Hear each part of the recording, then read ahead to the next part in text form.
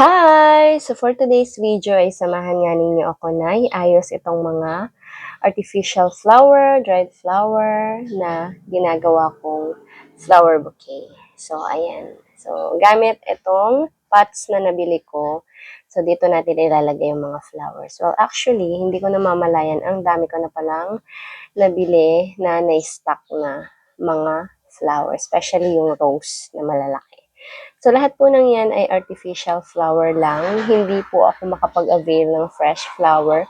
Bukod sa malayo po dito sa amin, ito pong negosyong to ay seasonal. Kaya naman, mas marami akong ini-stock na artificial flower. Kasi ito, hindi naman siya talaga masisira, hindi nabubulok. So, perfect siya for pang-stock. Pero yung fresh flower kasi, pwede mo din naman siyang i-avail. Kaya lang, kapag talagang yung sa occasion na talaga siya bibilhin para hindi naman masayang.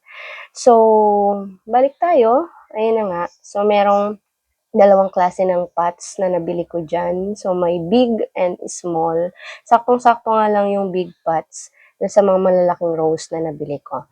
Anyway, kung gusto mo rin naman itong pots na to, kung ikaw ay plantita, pagtataniman mo ng mga halaman, why not? Pwede mo naman siyang bilhin, di ba? Kung kagaya din naman kita na nagne-negosyo at ang negosyo mo ay ganito, yan, pwedeng-pwede mo rin tong bilhin. Kasi nga, pwedeng paglagyan talaga ng mga flower. O, diba? Ang ganda. So, sa dami-dami na nang na-stock kong flowers, ganyan na siya karami kapag naipon. Well, yun lang. Thank you!